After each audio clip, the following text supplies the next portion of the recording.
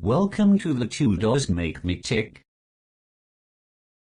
Schizophrenia and exhaustion. Hello and welcome to the Two Does Make Me Tick. This video is about schizophrenia and exhaustion.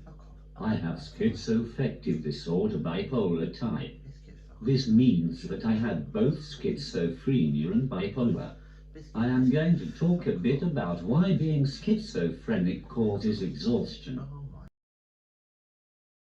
Hallucinations. My brain is constantly working over time. Imagine everything you see, hear, taste, smell and touch in a day. It's a hell of a lot of stuff, isn't it? Now imagine working out if all those things are real or an hallucination. I often have to ask people I trust if it's real or not. Constantly battling with your own brain as to what is around you in terms of your senses.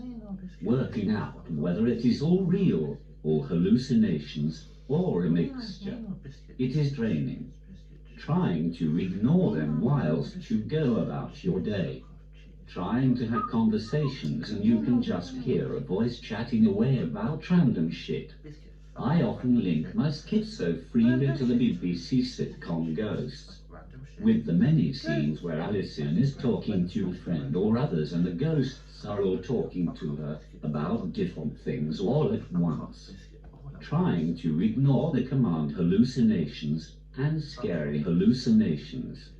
The ones where I see those I love dead, or the ones which tell to self-harm or they will kill those closest to me. Trying to ignore all that and resist what they want you to do. Then what about trying to eat and your baked beans turn into the heads of dead people? Or food tasting off due to taste hallucinations? Even the less shit hallucinations are still draining. Trying to ignore near constant music is draining, regardless of how nice the music is. That is just the hallucinations, and a snapshot at that. Paranoia. Now what about the paranoid delusions? It's tense and terrifying. Everyone is out to get me, especially the police and the government. I am scared of cameras and people in authority. I get scared that others can read my mind. I am frightened and terrified. More things to spend my time and energy on. Trying to work out whether the threat is real or not. The paranoia for me is constant. I can't remember a break from it. Sometimes it is mild and manageable. Other times it's severe and I fully believe the paranoid delusions. Whether it is mild or severe, it drains me. Delusions of grandeur. As if all of that was not enough, I also have delusions of grandeur. In 2022, I began to hear a new voice telling me I was God's chosen one, especially strange for me as a lifelong atheist. The voices soon turned into a full-on delusions of grandeur. I believed that I had to spill my blood to purify the land and ultimately kill myself to rid the world of bad things like COVID and war, etc. Ultimately, I was sectioned and diagnosed with schizoaffective disorder bipolar type.